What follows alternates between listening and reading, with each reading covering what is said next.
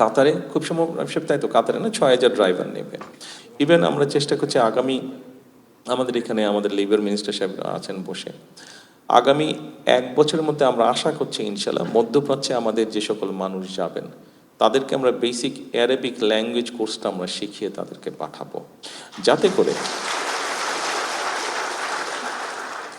আমি জানি এখানে ঘরে উপস্থিত আপনাদের পরিচিত কেউ আছে কিনা, যদি পরিচিত কেউ থাকে যারা সৌদি আরবে বা কাতারে বা কুয়েতে এইসব দেশে কাজ করে, জিজ্ঞেস করে দেখবেন কথা প্রসঙ্গে যদি পরিচিত কেউ থাকে। অনেক লোক আছে বাংলাদেশ থেকে, পাকিস্তান থেকে, ইন্ডিয়া থেকে, এই 3 দেশ থেকে ধরেন গিয়েছে, 3 জন ব্যক্তি একই সাথে গিয়েছে, কিন্তু ওই 2 দেশের ব্যক্তি দেখবেন প্রমোশন পেয়ে আগে চলে গেছে, অথবা মালিক যে আছে সে একটু প্রায়োরিটি দেয় ওই দেশে। কেন মালিক প্রায়োরিটি দেয়?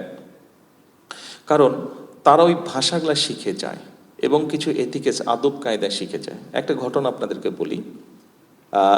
এক সাউদি ভদ্রলোক, সে একজন ইন্ডিয়ানকে, সে তার বাসার তার যে ছেলে মেয়ে আছে তাদেরকে স্কুল থেকে আনা নেওয়ার জন্য দায়িত্ব দিয়েছে। তার কিন্তু একজন বাংলাদেশিও আছে, কিন্তু বাংলাদেশিকে সে দায়িত্বটা দেয় না, কিন্তু আর সব কিছু মোটামুটি তাকে সুবিধা দিচ্ছে হয়তো। তো একদিন ওই বাংলাদেশি তাকে জিজ্ঞেস করেছে, আচ্ছা বস, আপনি আমাকে বাচ্চাদেরকে দেন না কেন?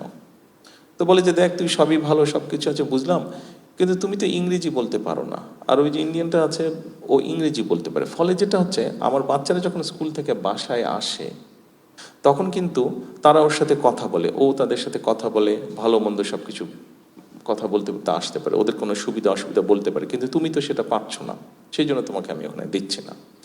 আমি আপনাদেরকে একটা ছোট্ট উদাহরণ দিলাম যে এই সমস্যাগুলো হয়। তো আমরা যদি আমাদের যারা যায় বিভিন্ন, যেমন কাতারে খুব সম্ভব তাই তো, কাতারে না 6,000 ড্রাইভার নেবে, তাদেরকে এখন ট্রেনিং দেওয়া হবে, তাদেরকে লোকাল ল্যাঙ্গুয়েজ শেখানো হবে, তাদেরকে একটা বেসিক ইংলিশ ক্লোজ দেওয়া হবে, আর এমনি যেগুলো টেকনিক্যাল ট্রেনিং আছে সেগুলো দেওয়া হবে। তার ফলে আমরা যদি আমাদের মানুষদেরকে এইভাবে প্রস্তুত করে পাঠাতে পারি তাহলে কি হবে, ভ্যালু অ্যাড, অর্থাৎ আপনি তো পরিশ্রম করছেন, 8 ঘন্টা হোক, 10 ঘন্টা হোক, 12 ঘন্টা হোক, আপনি পরিশ্রম করছেন, 15 ঘন্টা হোক পরিশ্রম করছেন, কিন্তু আপনি যদি ভ্যালু অ্যাড করতে পারেন, অর্থাৎ আপনার মধ্যে যদি ট্রেনিং থাকে কোনো, আপনার মধ্যে সেই দক্ষতা যদি থাকে, তাহলে যেটা সম্ভব হবে সেটা হচ্ছে যে আপনি যদি এখন ঘন্টায় 100 টাকা পান, তখন আপনি ঘন্টায় 300 টাকা পাবেন।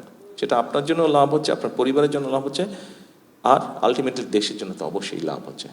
তো আমাদের এখন গোলটা হচ্ছে এটা, আমরা বাংলাদেশ থেকে যে সকল দেশে প্রবাসী আমাদের যারা বিভিন্ন ক্যাটাগরির মানুষ যারা যান, আমরা চাচ্ছি এনাদেরকে আমরা এইভাবে ট্রেনিং দিতে, এইভাবে ট্রেনিং দিয়ে পাঠাতে, অর্থাৎ এই সেক্টরটাকে ধীরে ধীরে আমরা গড়ে তুলতে।